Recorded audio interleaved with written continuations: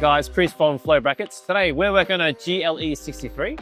This is a facelift model, and I'm going to show you how to get rid of this oversized box with our miniature plinth delete kit. Let's get into it. So the idea is simple. This box, way too big. It's too wide and sometimes too tall. So we've redesigned this whole box and shrunk it down to a very, very small footprint. So that way you can mount on your number plate using a number plate bracket system. So first thing, take up everything you see, all the screws, there's a couple of them here, and the mounting box will drop out.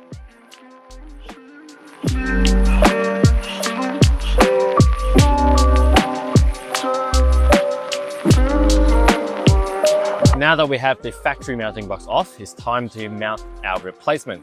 This is our miniature plinth specific to the car. Installation is quite simple. There's a notch here that kind of lines up with that. So just line it up, find center, and then all you got to do is grab a texter.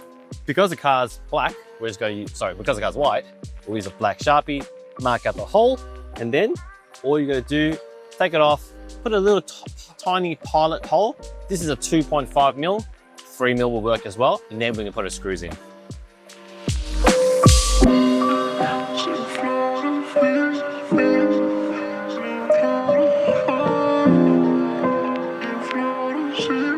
Now that we have the plinth on the car, it's time to choose a bracket that matches the number plate. So what that means is, because it's a two-part mounting solution, you need a delete kit for the car and a bracket to mount your plate. So for example, if we're going to put in heritage plates, grab a heritage bracket that attaches on, and that has a place for your number plate to attach to.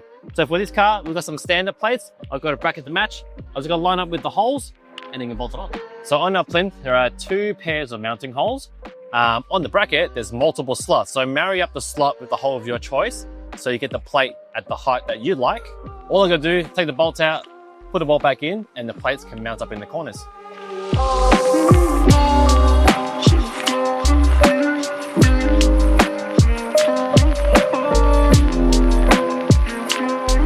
Brackets on, so now all I'm going to do is bolt on our standard plate through the 4 corners. Now the customer has also supplied a cover, so we'll put those on, and we have a specific screw that goes through the cover, through the plate into the bracket without being it too long.